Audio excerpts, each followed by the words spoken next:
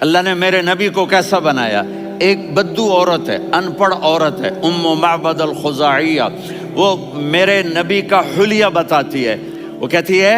اپنے خامد کو کہ ابو معبد، ایک شخص آیا تھا، مجھے یوں لگا جیسے 14ویں کا چاند کپڑے پہن کے زمین پہ اتر آیا ہو۔ سبحان اللہ، کیا انتہائی خوبصورت، انتہائی حسین و جمیل، پیٹ نکلوا نہیں کہ بدصورت ہو جائے۔ کہا اتنا خوبصورت تھا کہ سر سے پاؤں تک حسن اس کا غلام تھا، خوبصورتی اس کی باندھی تھی، اور میں جدھر سے دیکھتی تھی مجھے حسن ہی حسن نظر آتا تھا، اور جب میں اس کے چہرے پر دیکھتی تو میری آنکھ نہیں بھرتی تھی، میرا جی چاہتا تھا میں دیکھتی جاؤں دیکھتی جاؤں دیکھتی جاؤں۔ کہ اس کی آنکھیں بڑی موٹی، احور، ادعج، اشکل، انجل، ابرج، اہدب، یہ سب میرے نبی کی آنکھوں کی تعریف ہے۔ ان 5-6 الفاظ کا ایک مطلب ہے کہ اللہ نے کائنات میں ایسی حسین آنکھ کسی کی بنائی نہیں تھی۔ حسن و جمال آنکھوں میں، اور پلکیں بڑی لمبی، یہ عورتیں یہاں نکلی لگا لیتی ہیں نا لمبا کرنے کے لیے، تو میرے نبی کے قدرتی یہ بال لمبے تھے حسن کو بڑھانے کے لیے، داڑھی بڑی خوبصورت تھی، زبان میں آواز میں جادو تھا، آواز میں کشش تھی، آواز میں ایک ایسا دل کھنچتا تھا، گردن لمبی تھی، سر سے پاؤں تک حسن و جمال تھا، جب وہ بولتے تھے نور چھا جاتا تھا، جب وہ خاموش ہوتے تھے وقار چھا جاتا تھا، اور سوا البطن و صدر، سینہ اور پیٹ برابر، سبط القصب، سیدھا قد تھا، سیدھا قد، بالکل سیدھا قد، عریض المنکبین، چھاتی چوڑی تھی، طویل الزندین، بازو لمبے تھے، رحب الراحہ، یہ ہتھیلی بڑی چوڑی تھی، چوڑی ہتھیلی سخاوت کی نشانی ہوتی ہے، رحب مسیح القدمین، پاؤں اتنے نرم تھے لگتا تھا اس پر تیل لگا ہوا ہے، اور پانی اس سے یوں نیچے چلا جاتا تھا، اور یمشی تکفین، کندھے جھکا کے چلتے تھے۔ اللہ،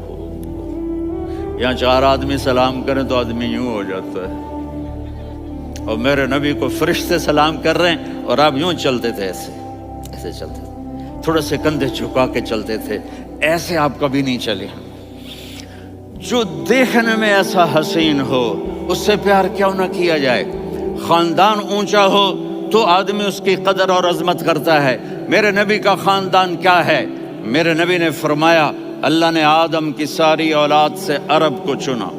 عرب کی ساری اولاد سے مضر کو چنا، مضر کی ساری اولاد سے قریش کو چنا، قریش کی ساری اولاد سے ہاشم کو چنا، اور ہاشم کی ساری اولاد سے اللہ نے مجھے چنا۔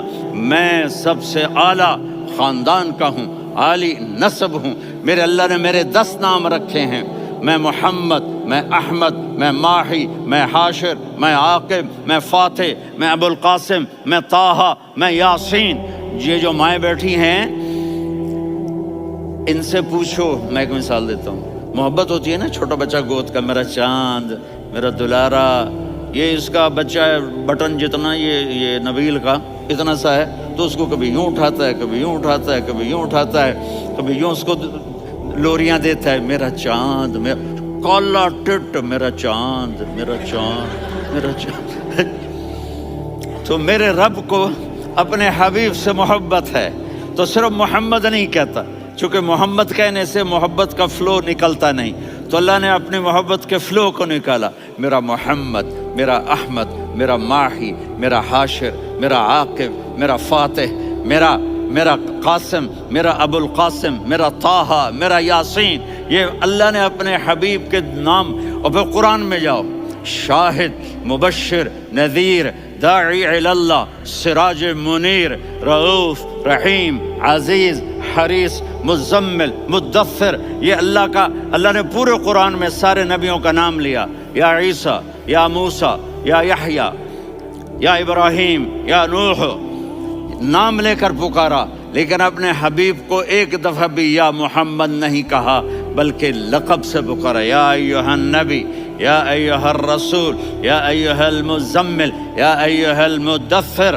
میرے رب نے اپنے حبیب کو ساری نسلوں میں سب سے اعلی نسل بنایا اور آپ کے نسب کو آدم علیہ السلام تک پہنچایا۔